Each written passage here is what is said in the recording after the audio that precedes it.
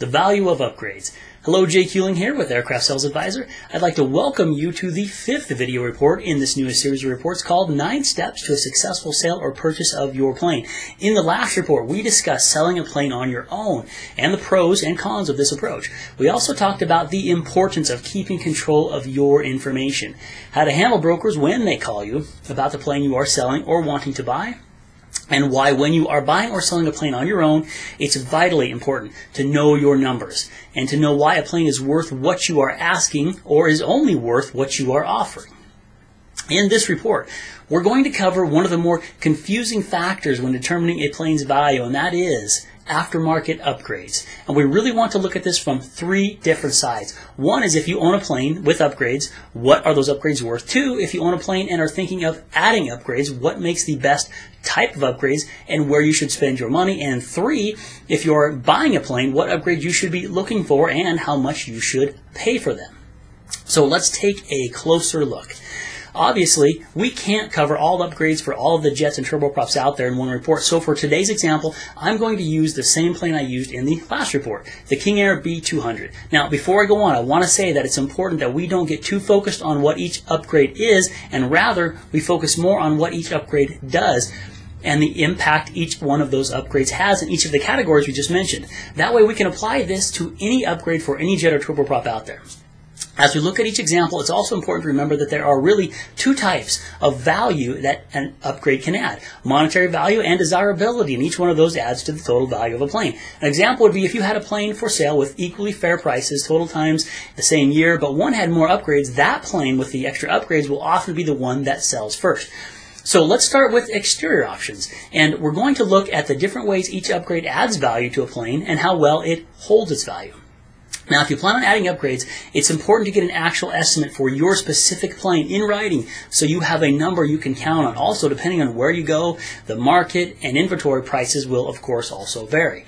Engine upgrades. This is one of my favorites. An engine upgrade can add a large performance gain and add value to your plane. And if changed out when an overhaul is due, especially like on a King Air on a 3rd overhaul, it could even save you some money. And it comes with a nice new engine warranty.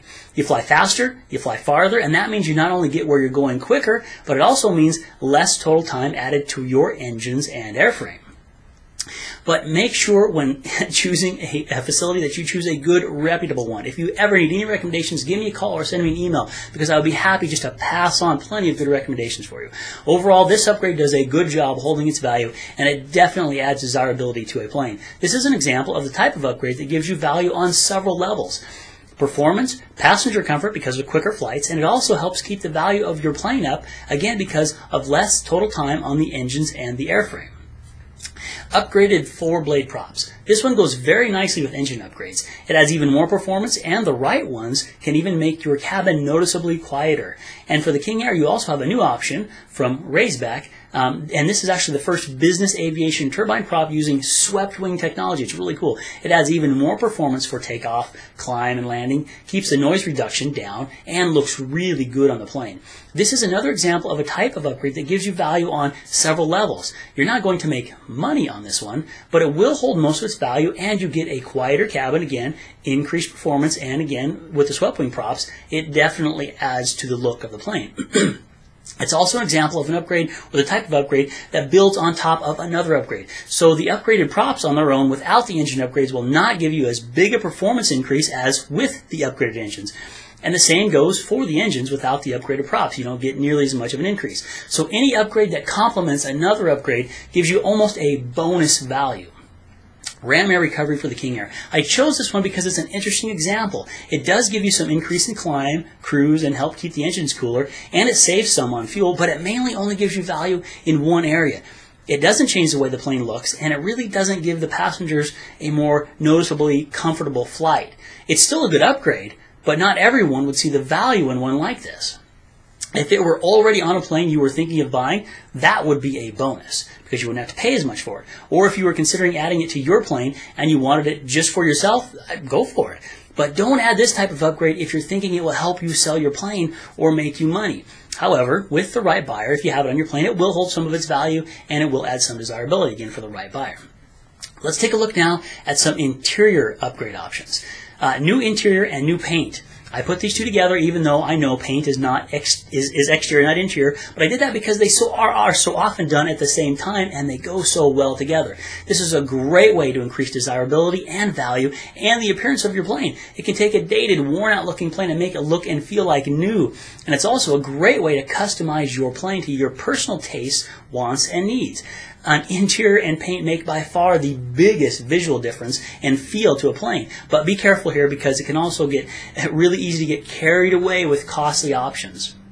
These two upgrades combined give you value on several levels: passenger comfort, configuration, a new and custom look for your plane, and they definitely help you sell your plane when yours looks new inside and out compared to one that looks worn and outdated. And lastly, let's take a look at upgraded avionics. This is an upgrade that has one of the biggest ranges in cost. You go from a basic GPS unit like maybe a Garmin 400 all the way up to a top end, like let's say a Garmin G1000 glass cockpit. The cost can range anywhere from like $15,000 for a basic GPS unit all the way up to $350,000 for the Garmin G1000. This one does add value on several levels, though. On a King Air, for example, it can save you hundreds of pounds by getting rid of heavy old instruments and miles of wire, be much easier to navigate, and give you a more modern look in the cockpit, and it definitely adds to safety. However, if you're going to upgrade in avionics, do it because you want to, not because you want to make money. Overall, this upgrade does hold some of its value, and depending on what you have, it will definitely give you added desirability on your plane. You just won't get your money completely back on this one, so it's just something to be aware of. And there are, of course, many other options we could talk about, but this gives you an idea of what to look for in upgrades and the different ways they can add value to your plane. It's also important to consider what you want and what you really need. I recommend going through your list and deciding on your priorities before you start shopping. You can always look for everything on both lists, but when you have to make a hard choice, it's really nice to already have your important decisions made. Let me leave you with this last and very important tip. One thing you should always do with each plane you are looking at buying is to find out if there are any upgrades or mods that are almost mandatory. I'm currently looking for a plane for a customer that makes a great example. I'm looking for a Citation XL for them. And I want to find them the best plane in the world. And in the range of years they're looking at buying, there was an option for an externally serviceable lav. Now, I'm going to tell you, this should never have even been an option. And they actually changed it later on in the planes, because if you don't have this option, you have to service a lav from inside the plane, meaning you have to drag everything through the cabin of the plane. And that can also lead to unpleasant smells and even some dripping, if I can put it gently, which is just really gross. So when buying a plane, make sure you know if there is anything of particular importance for that make, model, and year that you really want to be looking for.